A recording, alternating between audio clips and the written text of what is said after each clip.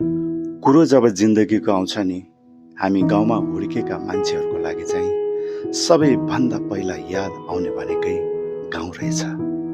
अझ त्यसमा पनि गाउँको आफ्नै घर कति प्रिय लाग्ने।